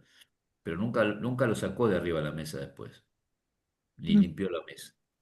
Y eso que está ahí parece re sucio en la mesa, no sé qué será, serán restos de otro chorizo que armó.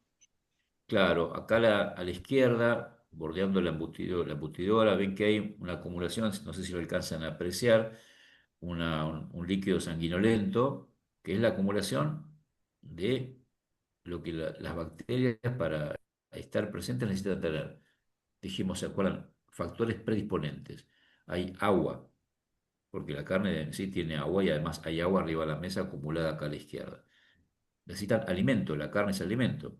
Necesitan temperatura. Vimos que están en manga corta, presuponemos que están a temperatura por encima de los 5 grados centígrados, que cuando las bacterias empiezan a despertarse y multiplicarse. Y además hay un tiempo, que es el otro factor. El tiempo es que en un horario normal de 8 horas de trabajo, imaginemos que de una sola bacteria, a lo largo de 8 horas tenemos 20 millones al finalizar la tarea. A ver, Vivian, que levantaste la mano, ¿querés comentar algo?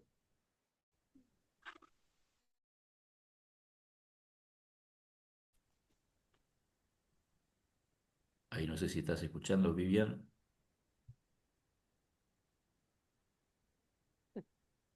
Perdón, ¿sí? ¿Me escuchás? Ahí yo te escucho bajito, no sé si los demás se escuchan A ver, bien. espera. También apenas la escuché. A ver ahí. A ver ahora. Y ahí un poquito mejor. Bueno, no, digo que se puede mejorar la línea, o Sí, sea, la forma de, de, de encarar el trabajo por fases para que no se superpongan ni intervengan unas en otras. También faltan elementos de higiene. sí, ahí no lo vemos. Y la convivencia entre etapas anteriores y posteriores. Decíamos, la bandeja naranja es una etapa anterior al embutido que vemos en la foto. Y el hilo sisal es una etapa posterior, que es cuando terminan de embutir en toda la tripa, toman ese hilo sisal que quedó del embutido anterior. Pero el hilo sisal vieron que es una bobina bastante grande.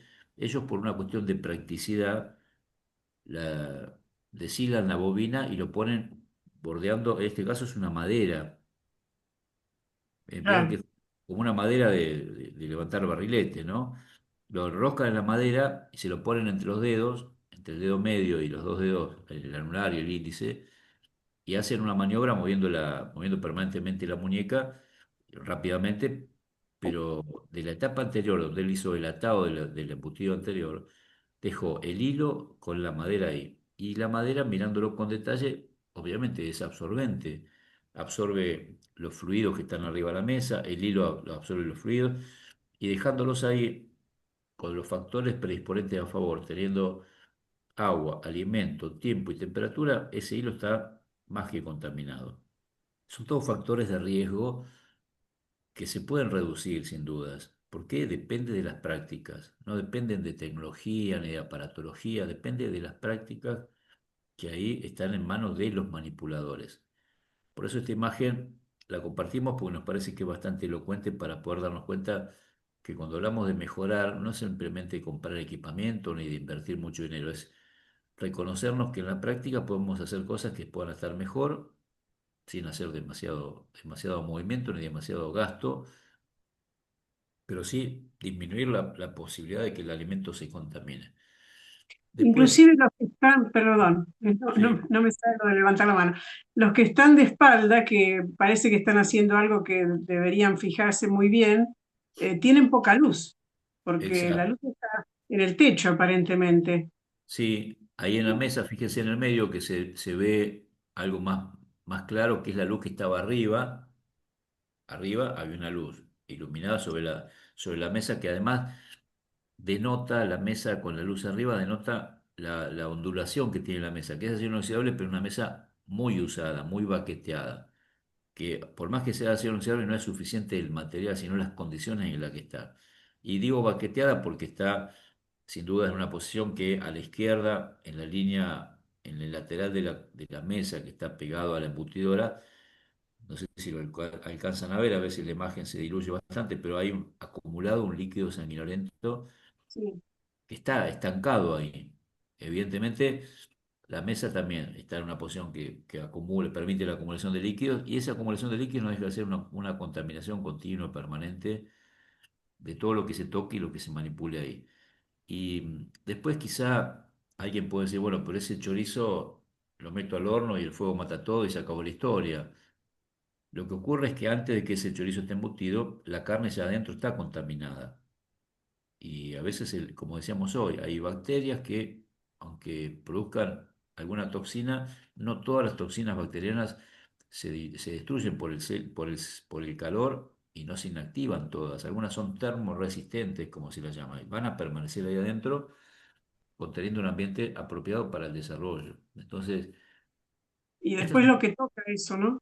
A mí me llama la atención a veces en la carnicería, yo siempre llevo una bolsa aparte de la que me da el carnicero, la pongo en otra bolsa que no la toque el carnicero y yo la cierro. Pero la mayoría de la gente, la bolsa que cierra el carnicero con las manos con sangre o con el líquido de la carne, la pone en la bolsa con los demás alimentos, con los fideos,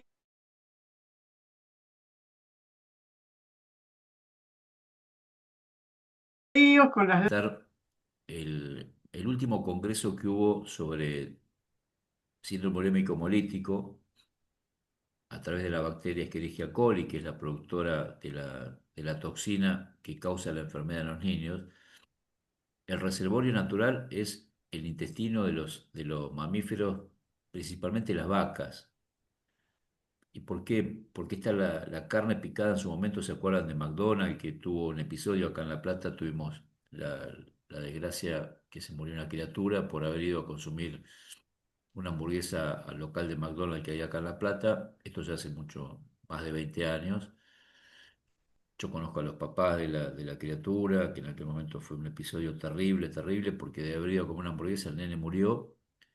Lo que ocurre es que entre el consumo de la hamburguesa, la aparición de síntomas y lo que se desencadenó, pasó mucho tiempo hasta que después se fue al local comercial, en la investigación, la denuncia penal y todo, y nunca se pudo encontrar lo que llaman evidencia científica para demostrar la causa-efecto. Es decir, la causa fue la carne contaminada y el chiquito que tuvo la bacteria y la toxina que lo mató. Eso nunca se pudo comprobar linealmente porque pasó mucho tiempo y la empresa lo que hizo modificó los sistemas de cocción. Incorporó herramientas, tecnología que solamente se levanta o se activa la posibilidad de sacar la hamburguesa del lugar donde se está cocinando, siempre y cuando logre llevar al espesor de la hamburguesa con los 71 grados centígrados. Cuando el interior de la hamburguesa recibe una temperatura de 71 grados centígrados, ahí recién el sistema que tienen los empleados para poder sacar las hamburguesas se activa para que puedan llevarlas al pan y ofrecerla al consumidor. Pero eso fue posterior.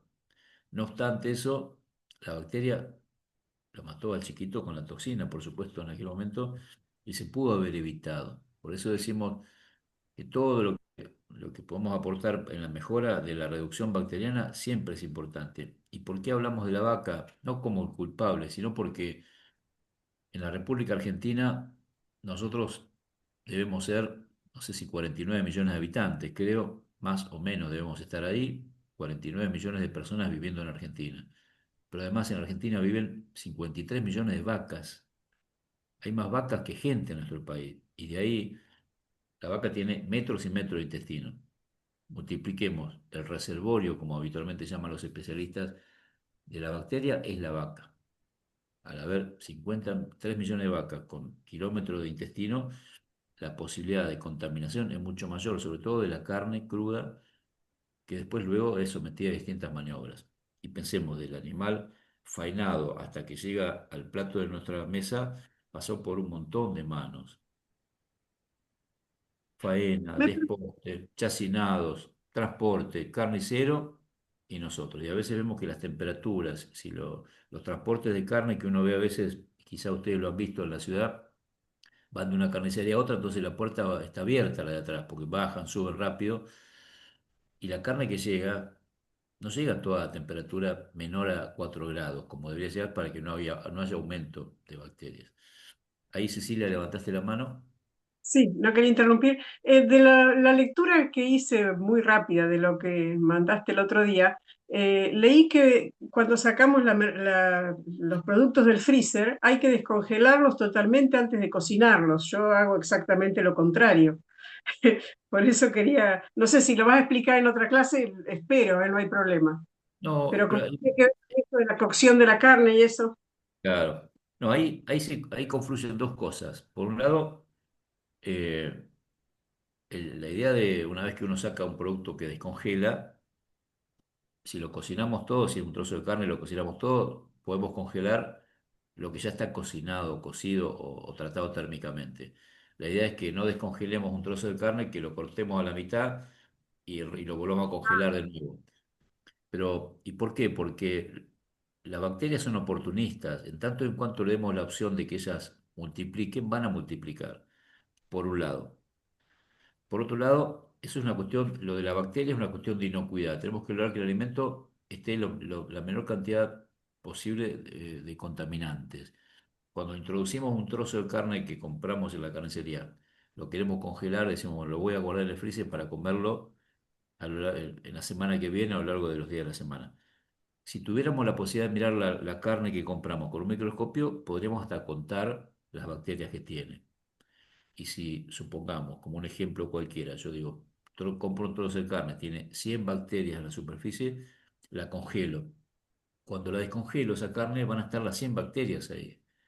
Ahora, cuando las bacterias tengan la oportunidad de encontrar un medio apto para multiplicar, van a multiplicar y van a aumentar la carga microbiana con aumento del escenario de riesgo, que no siempre es vinculante el escenario de riesgo con enfermarnos, simplemente que dependerá también a esto que decíamos al principio, los grupos etarios que conformamos lo que vamos a consumir ahí. Si tenemos personas con situaciones de inmunosupresión, enfermedades crónicas, trasplantes, enfermedades que requieran un cuidado especial del sistema inmunitario, y cualquier otra cuestión que nos ponga en condiciones de vulnerabilidad, estamos frente a un escenario de riesgo.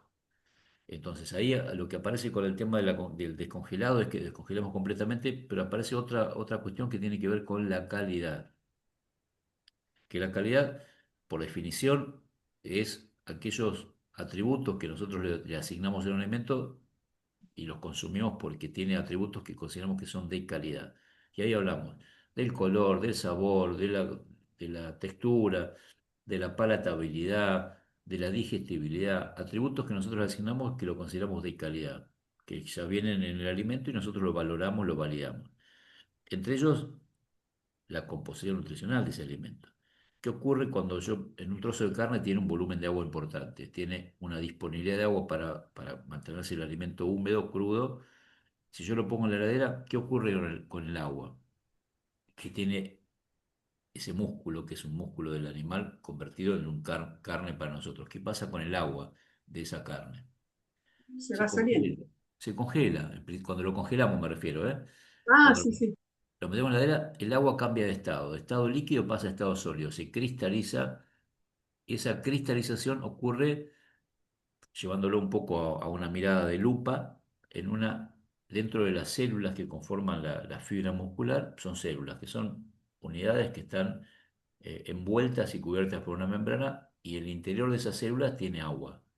El agua de las células se cristaliza. Cuando yo descongelo la carne, como bien decías vos recién, larga fluidos, porque el agua se vuelve a convertir en estado líquido, deja de estar en estado sólido, cristalizado y vuelve a estar fluida. Entonces ahí lo que ocurrió fue una ruptura de la membrana de las células bacterianas, que al romperse hacen que haya una merma de la proteína, del valor proteico de la carne de vaca.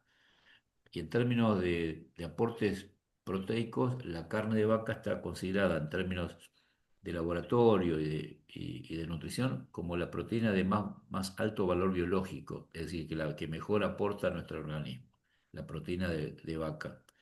Cuando yo la desnaturalizo a través del descongelamiento, hay una merma en la proteína de esa carne. Si bien el frío me ayuda a evitar contaminación, pero si congelo, descongelo, congelo, descongelo, además de la carga microbiana, lo que hago es perder calidad en aporte proteico de esa carne. Son las dos cosas importantes. La inocuidad, por un lado, que no haya bacteria, pero también que tenga el componente nutricional. Si no estoy, algo que compré con determinada atribución o atributos de proteína, lo voy perdiendo con el mismo manejo del frío, congelado y descongelado. A eso apunta también el tema de descongelarlo y someterlo a cocción completamente y quizá después sí congelar lo que ya está cocido, porque la proteína no la vamos a de naturaleza, ya está consolidada ahí, y no seguir perdiendo o teniendo pérdidas por merma proteica a partir de la ruptura de las células que pierden agua y que no la vamos a tener como parte de la nutrición que necesitamos para tener esa carne que la consideramos como importante para nuestra salud Claro, alimentaria. yo pensé que si saco, no sé, 5 milanesas y las dejo descongelar en la parte de abajo de la heladera, era más fácil que se contaminaran que si las meto directamente al horno frisadas. Eso igual, vos sabés que no impacta, ¿eh? Porque, ¿qué ocurre? Ahí siempre se sugiere que la congelación sea lo más rápido posible también para evitar que haya, en términos de ataque bacteriano, eh, reproducción bacteriana. Entonces, siempre se recomienda rápidamente congelar y rápidamente descongelar, en la medida de lo posible. En los ámbitos laborales, lo que decimos es que en casa podemos tener un microondas que nos facilita el descongelamiento, el microondas. Pero siempre hablamos de porciones pequeñas, que en términos de lo que son las radiaciones eléctricas ayudan a que el agua se libere y se descongele el alimento. Pero en un lugar de gastronomía, imaginemos un restaurante, no tenemos posibilidad de descongelar a cada rato por una cuestión de practicidad, de cantidad, de escala de maniobra. Siempre se trata de reducir el riesgo en cuanto a la manipulación. Pero en el ámbito doméstico las porciones son más pequeñas. Uno congela, sin duda, porciones más acotadas en el espesor para que rápidamente el frío llegue al interior, por ejemplo, y rápidamente descongele cuando lo queremos congelar. Cuando congelamos volúmenes muy, muy grandes en tamaño, tarda mucho en llegar el frío al interior, con lo cual puede dar lugar, al bajar la temperatura, que de a poco las bacterias que estaban sigan multiplicándose en el interior de ese producto.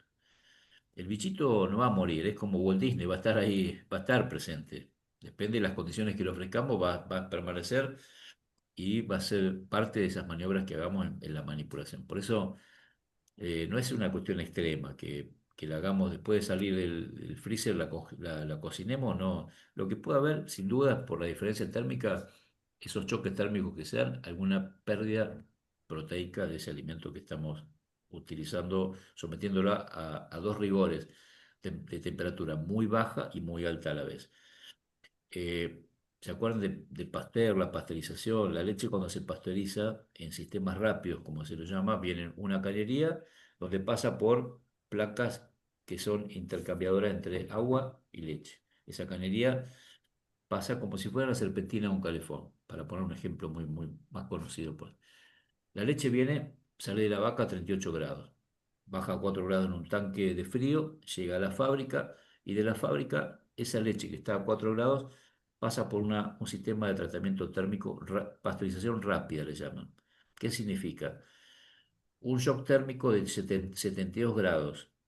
De repente él viene a 4 grados, le dan 72 grados. Lo ponen, le dan como en el boxeo, piña rápidamente y bajan rápidamente en 4 segundos o menos a 4 grados de temperatura. De 72 grados baja a 4.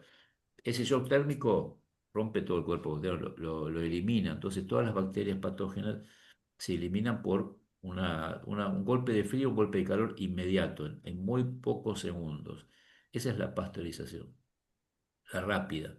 La lenta es cuando se cocina cuando hacen queso, habitualmente en las fábricas más artesanales, por ejemplo, a 65 grados durante media hora. En esa temperatura es una pasteurización lenta, eh, y se logra eliminar todos los patógenos. ¿Por qué? Porque hay una temperatura constante que a lo largo del tiempo va eliminando las bacterias que están presentes allí. Son formas que están adecuadas para poder lograr el objetivo, que es minimizar la cantidad de bacterias que pueden estar dando vuelta en un alimento que vamos a consumir. Son sistemas muy antiguos, pero también vigentes, porque en definitiva sigue estando vigente como todo proceso térmico. Hoy en día hay una nueva tendencia, digo nueva porque si bien existió siempre, pero ahora hay sectores de la comunidad que buscan alimentarse con alimentos más seguros, como los fermentados, por ejemplo. La fermentación es un proceso histórico a través de microorganismos. La leche, el yogur, el vino, la cerveza, el pan, son todos alimentos que están trabajados por microorganismos que fermentan y logran ambientes ideales para poder transformar una materia prima en un producto de consumo humano. El caso del chucrú con el repollo, en fin, todos alimentos fermentados, el kefir de leche, el kefir de agua, la kombucha, un montón de alimentos llamados probióticos o que estimulan las defensas del organismo. Allí en la Universidad de Urlingan tenemos un banco de kefir y un proyecto de investigación sobre el kefir, que es un alimento, que es un núcleo de comunidad biótica entre bacterias y levaduras que trabajan alimentándose del azúcar de la leche y ese azúcar lo convierte en un fermento. Y uno tiene el fermento que puede consumir todos los días, que tiene dos funciones básicas en el organismo humano. Por un lado, eleva las defensas propias del organismo porque trabaja al sistema linfático, a nivel del sistema linfático, estimulando los ganglios que tenemos en todo el cuerpo, facilitando que la linfa circule, que es el elemento de defensa del organismo, y también regula el tránsito intestinal, desde el punto de vista de ser un alimento que tiene propiedades muy especiales, muy particulares. Y en la UNAUR tenemos el banco de kefir y hay un grupo de redes sociales en Instagram que es Proyecto Kefir, que ahí están. Nosotros cada tanto se reparte kefir así en la universidad para aquellos que les interesa el tema. Muy interesantes, son otras formas de poder lograr alimentarnos de otra manera, de mejor manera y para mejor calidad de vida. Tiene que ver con alimentos que por ahí no están, comercialmente no están al alcance nuestro, no están en los almacenes del barrio, pero son alimentos que también se pueden tener y uno lo puede procesar en la mesada de nuestra casa. Eh, yo tengo aquí en casa el kefir de agua, el kefir de leche y depende de la época del año, tomo uno, tomo otro y bueno, trato de mantenerme de la mejor manera posible con algo natural. La comunidad biológica que conforma el kefir, tanto de agua o de leche, vive del azúcar. Como la leche ya tiene azúcar, lo que se prepara en leche, uno agrega leche y el kefir va fermentando y cada 2 o 3 días uno lo cuela, se toma el kefir provocado por las bacterias y las bacterias las seguimos alimentando con la leche. Y el de agua es lo mismo, es otra cepa bacteriana en donde al agua de la canilla le agregamos azúcar mascabo y ellas viven del azúcar, liberan el fermento, colamos la bacteria y tomamos el fermento. Es interesante por ahí para tener en cuenta como forma de alimentarnos alternativamente con otros alimentos que no están en ninguna góndola, pero sí tenemos la posibilidad de tenerlo en nuestra fábrica, en la mesada de casa. Gratis aparte, ¿no? Porque es un alimento muy bueno. En el caso de los fermentos del kefir de leche, acá en la universidad, en un estudio que se hizo muy interesante, se logró para las emprendedoras que están en nuestras ferias, ellas elaboran panificados. En muchos casos se elaboraban panificados para vender el fin de semana. Lo preparaban el jueves, por ejemplo, para vender viernes, sábado y domingo. Cuando ese fin de semana llovía, ya el panificado después no servía más porque no se podía consumir o desarrollaba hongos. Se trabajó con una experiencia muy interesante, que es un proyecto científico de utilizar el fermento del kefir como un conservante biológico. Hay conservantes químicos como el sorbato de potasio, que es muy común, muy conocido, y este es un fermento biológico producido por bacterias. Y tenía un efecto bárbaro porque tiene alto nivel de acidez. Al haber acidez, no hay posibilidad de que aparezca ningún otro germen, ni hongo, ni bacterias patógenas, nada. Entonces resuelve un tema desde la inocuidad por un lado, pero también desde la utilización de algo que es natural, no es sintético, no es químico, sino que es biológico. Comentarios interesantes que a lo mejor son formas de acceder a otro tipo de alimentos también que nos puedan mejorar la calidad de vida, ¿no? ¿El pan de masa madre también sería así fermentado? Es un fermento, claro, claro. Hoy hay una tendencia en muchos sectores que buscan estar alimentados de otra forma. También ahí, en términos de las publicidades, como vimos al principio, hay una engaña pichanga, como decimos en el barrio, con respecto, por ejemplo, mermeladas para veganos. Cuando uno dice "Oh, una mermelada, la comunidad vegana digamos, vegana ortodoxa, para llamarlo de alguna forma, si me permite la expresión, por su pensamiento y demás, aunque los veganos que practican el veganismo no lo vinculan solo al alimento, el veganismo como una forma de vida lo ven mucho más amplio, ¿no? Para aquellos que se postulan o se autodenominan veganos. Pero el que es vegano por no comer animal, eh, sufren el engaño de algunas industrias que le dicen la mermelada es para veganos porque es fruta, pero las mermeladas que hoy se venden, que no tienen pectina, sino que tienen gelatina, y la gelatina se hace con el cartílago de animales. Entonces el vegano inocentemente cae en la trampa de pensar que está comiendo algo que no tiene nada de animal. Sin duda que esto que decíamos al principio, cuando se estudian los perfiles de consumidores, hay alguien y equipos que estudian todos los días nuestros consumos. Hoy las redes vieron que uno habla de algo con alguien, al rato nos llegan un montón de mensajes de, no sé, necesito comprar una cocina y al rato propaganda de cocina por todos lados. Y esto es lo mismo, ahí ya está todo pensado por alguien, muchos que han pensado desde el punto de vista comercial, estrategias que están basadas en la ciencia, ¿no? En los algoritmos matemáticos, en este caso, que asocian rápidamente y nos llevan a ver cosas que nosotros imaginamos o que quisimos, charlamos y pensamos, y se captan todo eso, esas cuestiones que están estudiadas por personas que están pensando en cómo acumular más dinero vendiendo cosas que a nosotros nos pueden gustar o las podemos querer. Pero bueno, es parte del mundo en el que estamos y sin demonizar a nada ni a nadie, tenemos que ver nosotros realmente si lo que estamos incorporando nos permite vivir mejor o si estamos dentro de una corriente de consumo solamente porque nos induzcan a consumirlo.